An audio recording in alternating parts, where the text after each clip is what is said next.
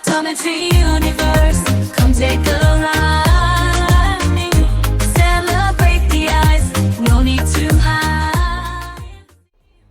Welcome to optometry universe. Optometry universe में आपका स्वागत है। पिछली वीडियो में हमने मायोपिया के बारे में जाना था।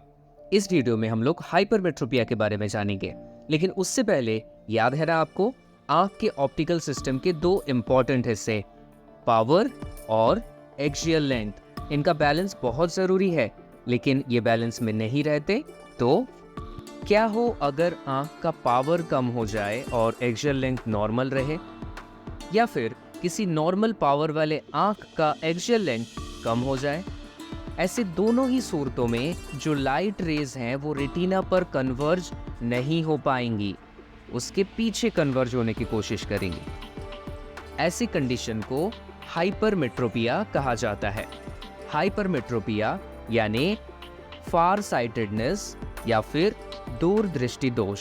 ये तब होता है जब एक्मोडेशन रेस्ट पे रहने पर भी पैरेलल रेज जो कि इन्फिनिटी से आ रहे हैं रेटिना के पीछे किसी पॉइंट में फोकस होने की कोशिश करते हैं।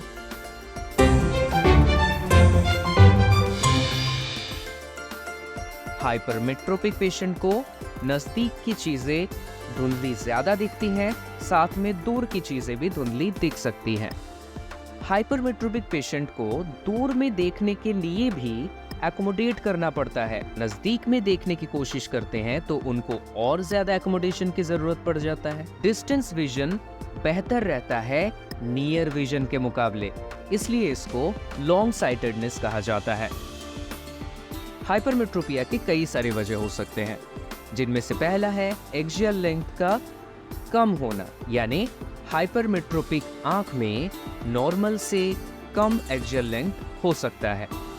कर्वेचरल हो सकता है, यानी लेंस या फिर कॉर्निया या फिर दोनों का पावर नॉर्मल से अगर कम हो तब हाइपरमेट्रोपिया हो सकता है।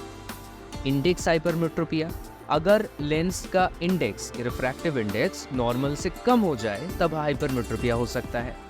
पोजीशनल हाइपरमेट्रोपिया तब कहलाएगा जब लेंस अपने पोजीशन से थोड़ा पीछे शिफ्ट हो जाए।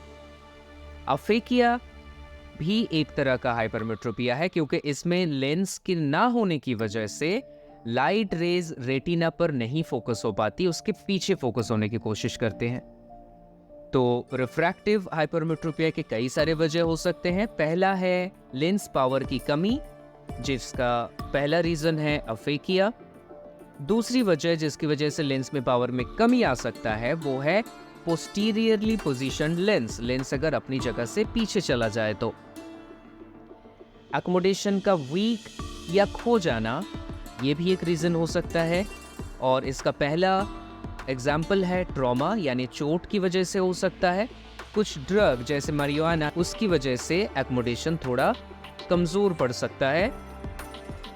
थर्ड, नर्व पैरालिसिस में भी एकोमोडेशन सही तरह से काम नहीं कर पाता। इंटरनल ऑप्थेल्मोप्लेजिया में कई सारे मसल्स की तरह सिलियरी मसल्स भी काम नहीं कर पाते और एकोमोडेट नहीं कर पाते। एक्सियल हाइपरमेट्रोपिया नॉर्मल से छोटे आई बॉल में हमें दिख सकता है। अगर कभी रेटिना अपनी जगह से आगे आ जाए तब भी ऐसा हो सकता है। रेटिना आगे क्यों आएगा? ट्यूमर के चलते आ सकता है। ऑर्बिटल मास यानी ऑर्बिट में अगर कोई ट्यूमर या कोई और चीज हो जो कि आंखों को, आईबॉल को आगे की तरफ धकेल रहा हो, उसकी वजह से भी रेटिना सामने आ सकता है। टोटल हाइपरमेट्रोपिया 3 चीजों से मिलकर बना होता है। पहला हिस्सा सिलियरी मसल की वजह से करेक्ट हो जाता है। दूसरा वो जो हमारे एकोमोडेशन से करेक्ट होता है, हम लोग एकोमोडेट करके जिसको भरपाई कर सकते हैं। तीसरा हिस्सा वो जो कि इन दोनों से भरा ना जा सके और जो दिख जाए। तो पहला हिस्सा सिलियरी मसल के टोन से करेक्ट होता है, उसको लेटेंट हाइपरमेट्रोपिया कहते हैं। पूरी तरह से साइक्लोप्लेजिया के बाद ही लेटेंट हाइपरमेट्रोपिया हमें दिख सकता है।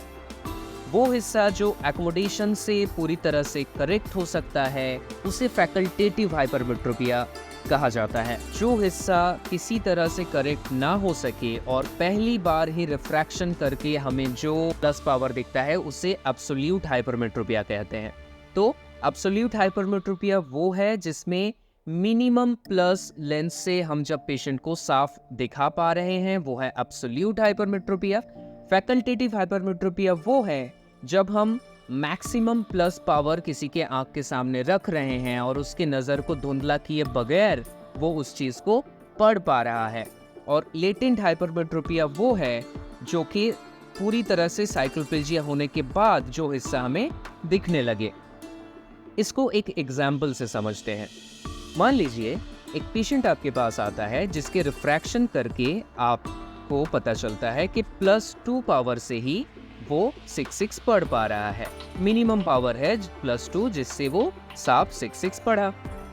अब आपने उसका पावर बढ़ाया, प्लस पावर बढ़ाने के बाद वो +3 पावर से भी 6/6 लाइन पढ़ पा रहा है, लेकिन उससे ज़्यादा पावर आप बढ़ा रहे हैं तब उसको धुंधला दिख रहा है। तो यहाँ पे जो +2 पावर है वो है एब्सोल्यूट हाइपरमेट्रोपिया।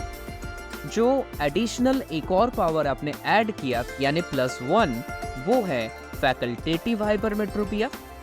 अब इसी पेशेंट का जब आपने साइक्लोप्लेजिया किया तब आपने पाया कि ये पेशेंट तो +5 का पावर एक्सेप्ट कर रहा है। तो लेटेंट हाइपरमेट्रोपिया कितना निकला इसका? 3 को हम 5 से घटा लेंगे तो बचेगा 2, यानी लेटेंट हाइपरमेट्रोपिया हो गया 2 डायोप्टर। हाइपरमेट्रोपिया के चलते क्या क्या प्रॉब्लम हो सकता है किसी पेशेंट को?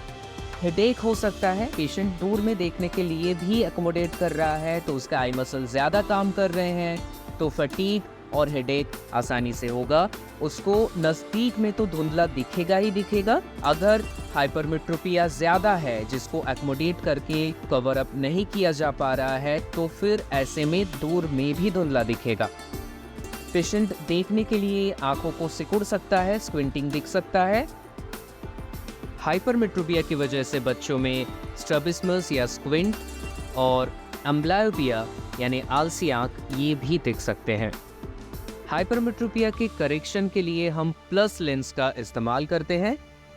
प्लस लेंस या तो चश्मे के जरिए पेशेंट को दिया जा सकता है या फिर कॉन्टैक्ट लेंस के जरिए। इसके अलावा लैसिक, RLE या फिर ICL के जरिए भी इसको ठीक किया जा सकता है। ये था एक छोटा सा वीडियो हाइपरमेट्रोपिया को समझने के लिए। अगले वीडियो में हम समझेंगे एस्टिग्मेटिज्म को। तब तक के लिए Thank you for joining our optometry universe, where we explore the stars and the wonders of the eyes. We hope you've had a blast from beginning to the end. And now it's time to say goodbye, my newfound friends. So please give us a thumbs up and share our videos far and wide. So wide, hit that subscribe button, let's unite. In optometry universe, let your vision take flight.